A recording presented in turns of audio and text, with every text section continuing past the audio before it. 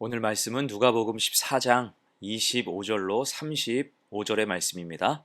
함께 읽습니다.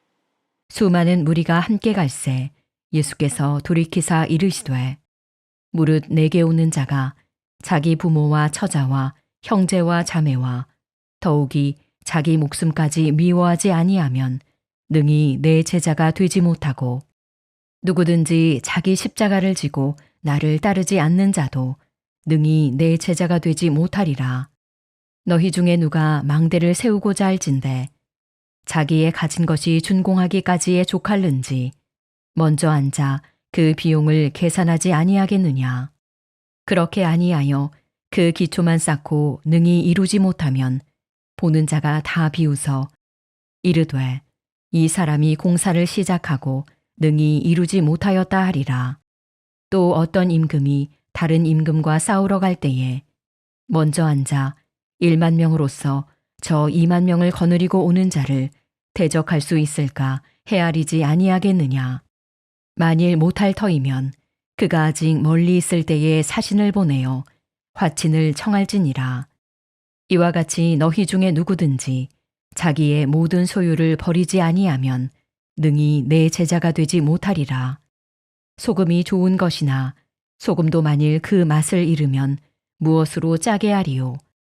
땅에도 거름에도 쓸데없어 내버리느니라. 들을 귀가 있는 자는 들을지어다 하시니라. 능히 제자가 되려면 이란 제목으로 말씀 증거합니다. 주님은 예루살렘에 가시기 전, 정확히 말하면 예루살렘 성전에 들어가시기 전까지 큰 인기를 누리셨어요.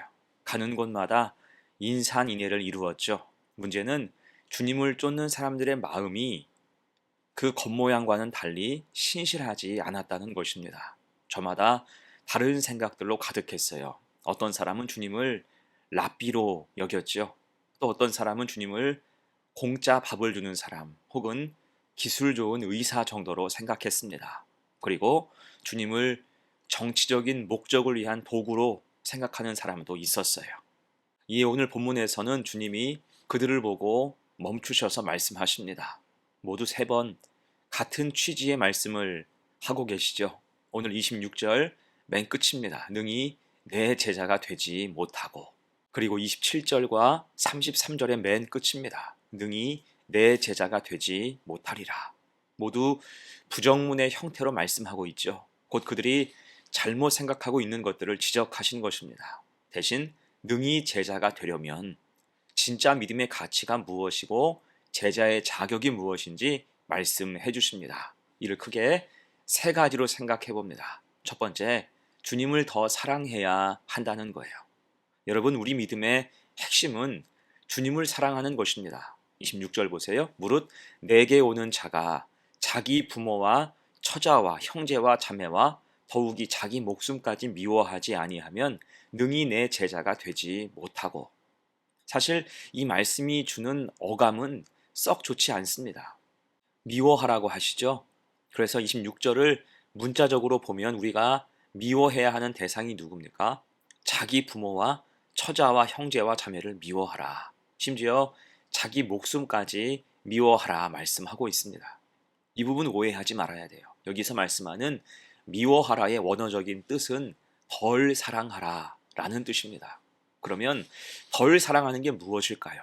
자식이 부모님을 사랑하는 건 당연하죠.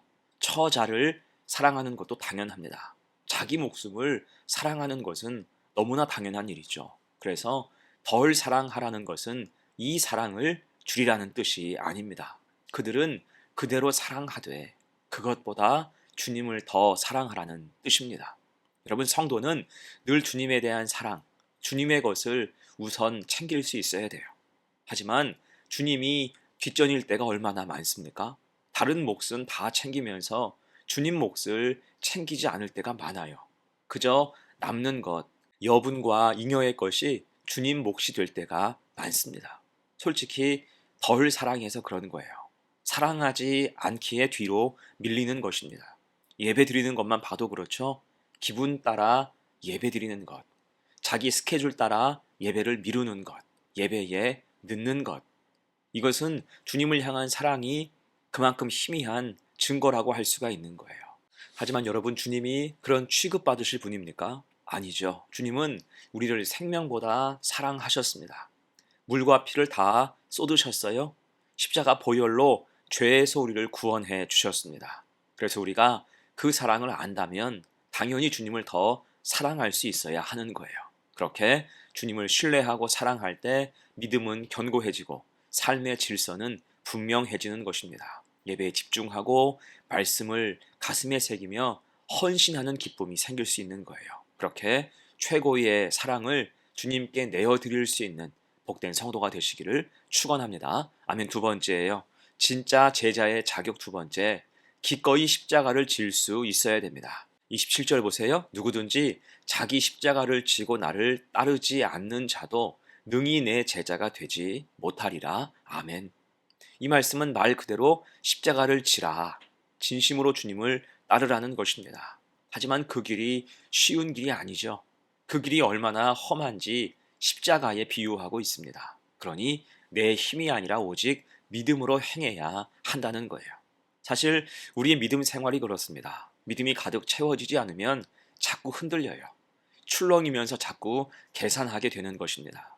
하나님의 기준이 아니라 자기 생각이 기준되기 때문이죠.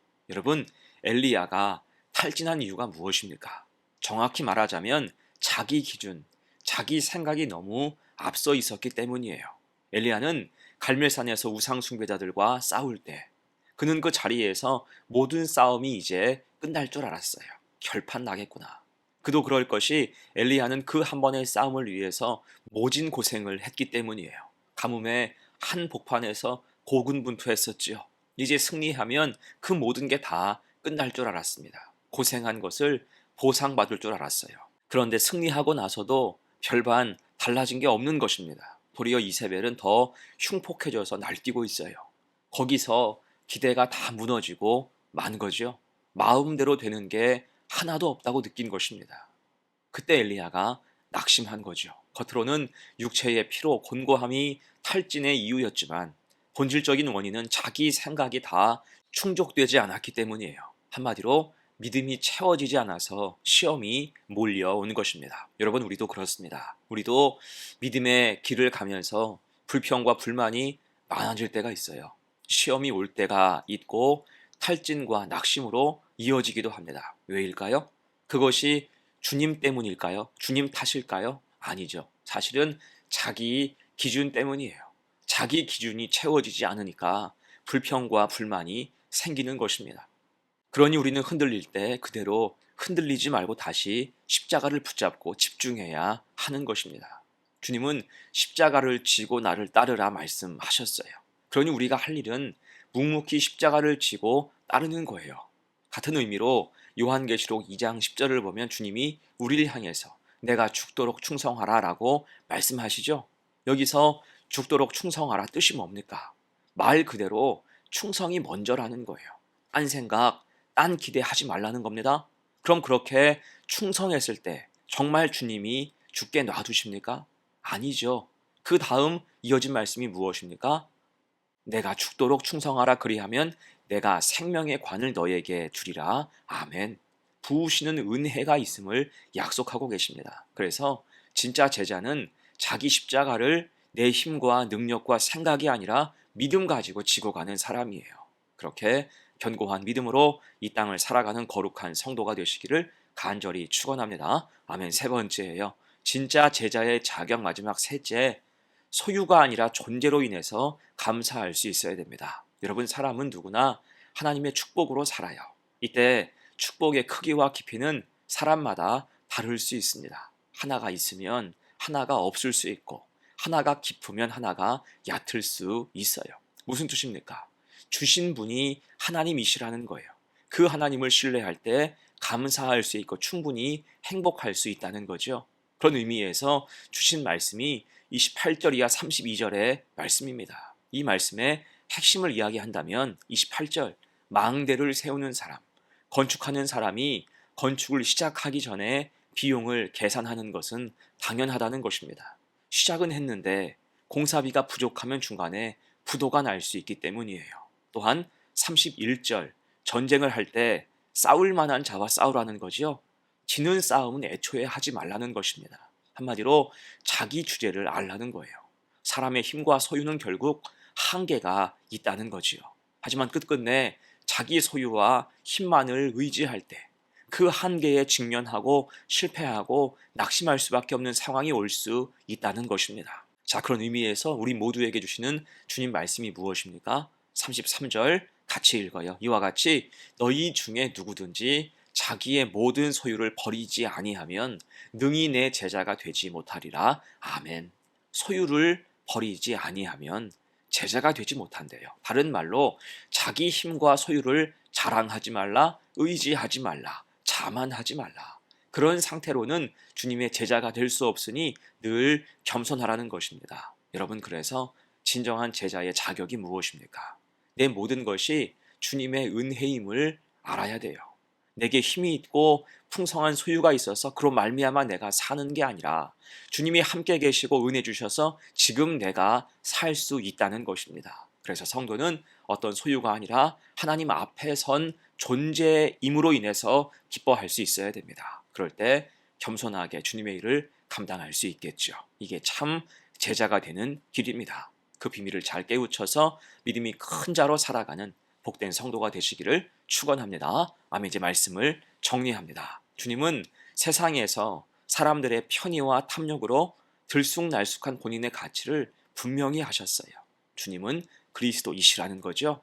기름 부음을 받은 자, 이 백성을 구원하시기 위해서 이 땅에 오신 분입니다. 그 가치를 아는 사람이 참 제자인 거죠. 그래서 오늘 드린 말씀 세 가지를 기억해야 됩니다. 주님을 더 사랑해야 한다는 거죠. 십자가를 지고 온전히 주님을 따라가야 됩니다. 그리고 무엇을 소유했느냐가 중요한 게 아니라 하나님의 지으심과 인도하심으로 사는 존재임을 깨닫고 감사할 수 있어야 한다는 거예요. 이 믿음으로 살 때 결코 흔들리지 않는 제자가 될 수 있는 것입니다. 그렇게 주님과 동행하며 귀한 사명을 잘 맡아 감당하는 복된 성도가 되시기를 간절히 축원합니다. 아멘. 함께 기도합니다. 은혜의 주님, 죽을 수밖에 없는 우리를 사랑하셔서 십자가로 구원해 주시고 자녀 백성 삼아 주셔서 감사합니다. 이 새벽도 깨워 주셔서 기도와 말씀으로 하루를 시작하게 하시오니 감사합니다. 늘 믿음으로 사는 성도가 되게 하옵소서. 오늘 주신 말씀을 마음에 새기게 하시고 구경꾼이 아니라 주님의 제자 되게 하옵소서. 이를 위해서 주님을 더 사랑하게 하시고 십자가를 지고 온전히 주님의 뒤를 따르게 하옵소서. 또한 무엇을 소유했느냐가 중요한 게 아니라 하나님의 지으심과 인도하심 앞에 감사하고 만족하는 성도가 되게 하옵소서. 그래서 흔들리지 않고 믿음이 견고한 제자 되기를 원합니다. 감사드리며 예수님의 이름으로 기도합니다. 아멘.